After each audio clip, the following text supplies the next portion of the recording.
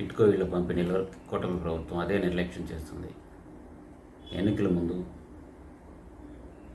వైకాపా పాపం పేదలకు ఇళ్ళు దక్కలేదని పదే పదే చెప్తూ వచ్చిన కూటమి నేతలు, ముఖ్యంగా సిబిఎన్ గారు, లోకేష్ గారు అధికారంలోకి వచ్చి ఏడాది పూర్తవుతున్నా ఒక్కటంటే ఒక్కరికి టిట్కో ఇళ్ళు అందించిన పరిస్థితి లేదు. దీనిపై పేదలు పెదవిరుస్తున్న దుస్థితి నెలకొంది. వాస్తవానికి కూటమి 2014-19 మధ్యకాలంలో సుమారుగా 7 లక్షల ఇళ్ళు టిట్కో ఇళ్ళు ఎన్టీఆర్ కాలనీగా నామకరణం చేసి ఎంపిక చేసిన ప్రదేశాల్లో గృహ సముదాయాలు నిర్మించారు. వీటిలో single bedroom, double bedroom, triple bedroom పేరుతో ఫ్లాట్లు అందజేయాలని నిర్ణయించారు.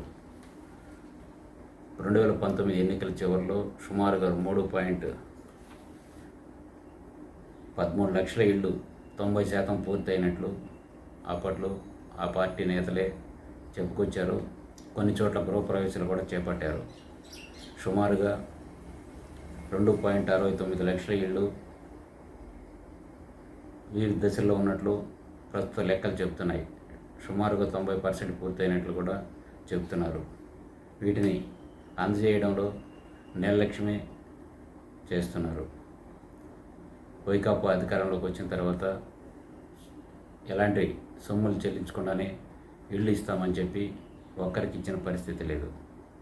అదే తీరుగా కూటమి అధికారంలోకి రాగానే టిట్కో ఇళ్ళు అర్హులైన అందరికీ, గతంలో దరఖాస్తు చేసుకున్న వారి అందరికీ ఇస్తామని చెప్పుకొచ్చారు.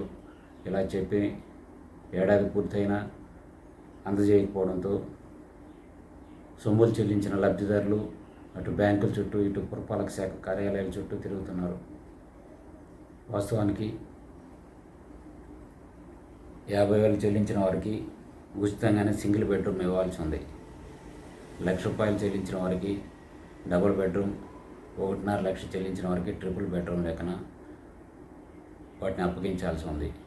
ఇవన్నీ గతంలోనే పూర్తి చేసిన వివిధ దశల్లో ఉన్నాయి. వాటన్నిటిని పూర్తి చేసి వారికి అప్పగించాలి. వీటిల్లో నగరపాలక సంస్థలతో పాటు పురపాలక ప్రాంతాల్లోనే ఇళ్ల నిర్మాణం వివిధ దశల్లో ఉంది. ప్రభుత్వ లెక్కల మేరకు 71,488 ఇళ్ళు 75-90% పూర్తయినట్లు, 81,040 ఇళ్ళు 75-90% పూర్తయినట్లు, 38,416 ఇళ్ళు 25-75% పూర్తయినట్లు లెక్కలు చెప్తున్నాయి. వీటన్నిటినీ ఇప్పటికే పూర్తి చేయాల్సి ఉంది. కానీ ఇంకా పనులు అసంపూర్తిగానే చాలా చోట్ల దర్శనమిస్తున్నాయి. ఇలాంటి పరిస్థితుల్లో టిట్కో ఇళ్ళు కాలయాపన జరుగుతుందన్నది స్పష్టంగా తెలుస్తుంది. దీనిపైన 3 నెలల కిందట రాష్ట్ర ముఖ్యమంత్రి గారు, పురపాలక శాఖ మంత్రి గారు సమీక్ష కూడా చేపట్టారు. ఈ సమీక్షల్లో గతంలో జరిగిన అవకతవకలపైన విచారణ చేపడతామని, అర్హులైన అందరికీ అందజేస్తామని కూడా వెల్లడించారు. కానీ వీటన్నిటిని ఇంకా కొలికి తీసుకురాకపోవడంతో గతంలో రుణాలు తీసుకున్న లబ్ధిదారులు కంతులు చెల్లించలేదని ఆ ఇళ్లను ఎన్పిఎల్ కింద బ్యాంకులు పక్కన పెట్టేశాయి. అంటే అవి రాని బాకీల కింద జమ చేసి ఆ ఇళ్లను చీజ్ చేసిన పరిస్థితి కూడా ఉంది. వీటిపైన కూడా రాష్ట్ర ప్రభుత్వం తిరిగి లబ్ధిదారులకు ఇప్పిస్తామని చెప్తున్న బ్యాంకులు ఎలా వ్యవహరిస్తాయో వేచి చూడాల్సి ఉంది. గతంలోనే కొన్ని నెలల పాటు కంతులు చెల్లించిన లబ్ధిదారులు ఇళ్ళు అప్పగించకపోవడం, తాళాలు ఇవ్వకపోవడంతో అద్దె ఇళ్లలో ఉంటూ ఇటు అద్దె చెల్లించడం, అటు కంతులు చెల్లించడం కష్టంగా మారింది. ఇలాంటి కుటుంబాలు చాలా వరకు రాష్ట్ర వ్యాప్తంగా ఉన్నాయి. రెక్కాడితే కానీ డొక్కనేని కుటుంబాల్లో అటు అద్దెలు చెల్లించలేక, ఇటు టిట్కో ఇళ్ళు రాక అవస్థలు పడుతున్నారు. వీటిపైన పురపాలక శాఖ గట్టి ఏర్పాట్లు చేపట్టలేదు. మౌలిక వసతులు కేటాయించిన నిధులను సద్వినియోగించే పరిస్థితి కూడా చేపట్టడం లేదు. ముఖ్యంగా పురపాలక శాఖ మంత్రి ఉన్న నెల్లూరు జిల్లాలో కూడా ఇదే పరిస్థితి ఉంది.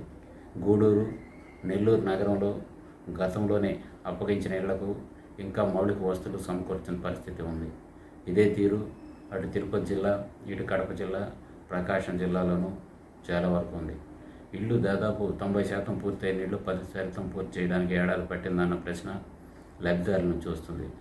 ఇవన్నీ రాష్ట్ర ప్రభుత్వం చొరవ తీసుకొని ఇప్పటికే పూర్తయిన ఇళ్లను పేదలకు అప్పగించాలని కోరుతున్నారు. సుమారుగా సామాన్యులకు 365 చదరపు అడుగులు అంటే సింగిల్ బెడ్రూమ్ ఇల్లు, డబుల్ బెడ్రూమ్ 435 చదరపు అడుగులు, 300 చదరపు అడుగులు, ఇలా 3 దశల్లో ఇళ్ళు నిర్మాణం చేపట్టారు. వీటంతటికీ అప్పట్లోనే సుమారుగా 9,000 నుంచి 10,000 కోట్లు ఖర్చు చేశారు. ఇలా ఖర్చు చేసిన వాటికి మౌలిక వస్తువుల కల్పనలో జాప్యం జరిగింది. వైకాపా అధికారం రావడంతో పెద్దగా పట్టించుకోకపోవడం, ఇబ్బందులు ఏర్పడ్డాయి. మళ్ళీ కూటమి అధికారంలోకి వచ్చి ఆశలు పెట్టుకున్న లబ్ధిదారులకు మేలు జరుగుతుందని వేచి చూద్దాం. ధన్యవాదాలు.